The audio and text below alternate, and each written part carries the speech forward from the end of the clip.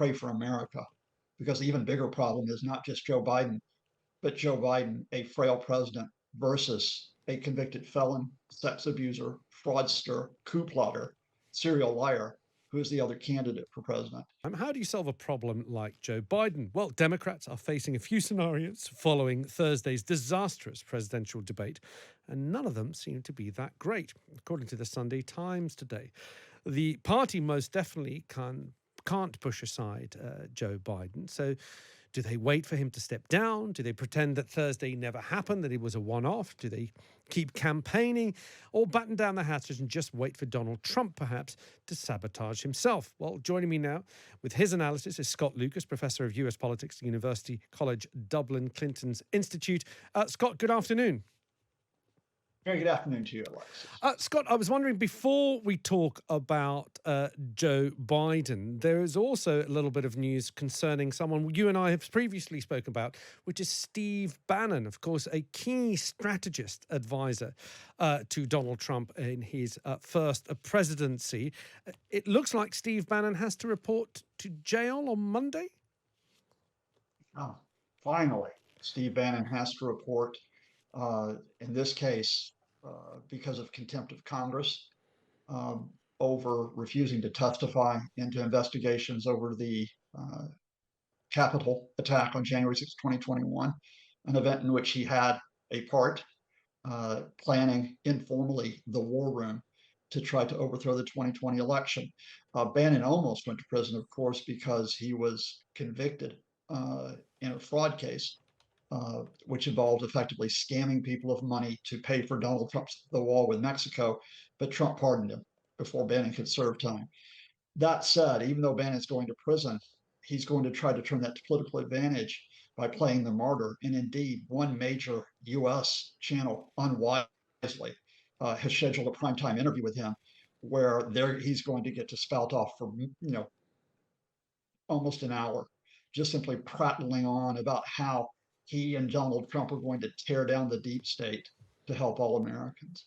Okay, well, we will find out about all that come Monday. Let's get back to Joe Biden. It seems like there was quite a big panic straight after the debate in a lot of Democrat circles. A lot of Democrat supporting journalists were coming out quite brazenly and saying, look, he's been a good president, but it's time for him to step down. Has the mood changed since Thursday? Not behind closed doors. I don't think it has, Alexis. And I'm going to preface this by saying, as I said to your colleague Rosie Wright immediately after the debate, pray for America, because the even bigger problem is not just Joe Biden, but Joe Biden, a frail president, versus a convicted felon, sex abuser, fraudster, coup plotter, serial liar, who is the other candidate for president. But because we're talking about Biden here, the fact is that that performance was so poor in the debate that it has rattled many senior Democrats. It's rattled many Democratic donors. Now, 24 hours later after the debate, Joe Biden gave a fairly confident performance in North Carolina on the campaign trail. And publicly, a lot of Democrats, including those who might replace him as the presidential candidate, expressed support. But my colleague David Dunn from the University of Birmingham put it best. There will be opinion polls which will be gathered this week on whether Biden still has a chance of defeating Donald Trump and what chance alternatives like the Vice President Kamala Harris or Governor Gavin Newsom of California, Governor Gretchen Whitman of Michigan have as a chance of defeating Trump. And if But those polls return and say Biden has almost no hope, I think there will be people that will be a delegation to him and his wife Jill and saying, please, for the good of the country, Joe, for the good of America at a critical moment in our nation's history, you need to step aside. but Scott, will these polls take into account that between now and November, there is a lot of campaigning to do? And we know how grueling the campaign can be. Plus, there are going to be more debates with Trump as well on stage. Are they going to be taking into account whether Biden can actually go through that campaigning period without having the incidents we saw last Thursday? Well, I think the point here is, Alexis, is if the polls are already bleak in terms of Biden being able to defeat Trump, even if he was able to bounce back on the campaign trail. Then, of course, you factor in it could be even worse if he can't stay the course. And the Democrats don't have the luxury of waiting until November to make a decision. They've got to make the decision within days. And the reason for that is they go into their national convention in August. Uh, by the time they go into that national convention, they need to unify, if not behind Biden, behind a replacement candidate, because you have an uphill battle. You have to try to build that candidate up, and you have to do so against that mountain of lies that Donald Trump is telling.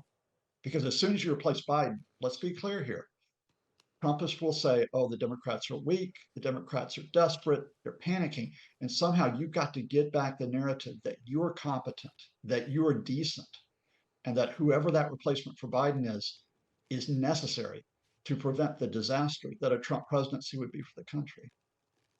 The process of removing Joe Biden as the nominee for the Democratic Party is not that simple. Here we have the men in grey suits. We have people who will walk into a prime minister's or a leader's office and say, "That's it. You don't have the support. It's time to move on." It's not quite how it works in the US, is it? There's no equivalent, Alexis, here where a majority of Democrats, in Congress, the senators and the representatives, would vote effectively to replace their party leader. But there is a similarity here in that you would have a delegation, as it were, who would go. I think not to ask, not to like say, Biden, you're overthrown. I don't think publicly you can get away with that. But telling Biden, look, please make this decision for all of us. You'll continue being president for the rest of this term, but please hand over to someone else. In my opinion, the person who is key here is Joe Biden, is Biden's wife. I think Joe Biden wants to hang on. I think he thinks he can bounce back like he did in 2020 after he had a disastrous debate performance in the first Democratic debate. Uh, I think he thinks he can still turn it around. But if Joe Biden was to say, look, Joe, you're my husband. I love you. You've done great things for the country. And I think he has done some good things for the country in the past 4 years. But please, let's make it our family time and let's hand over. If she said that, I think the Democrats would have a shot. If she doesn't and she supports Joe Biden, I'm not sure how they get out of this. Scott, thank you as ever for your time and your insights.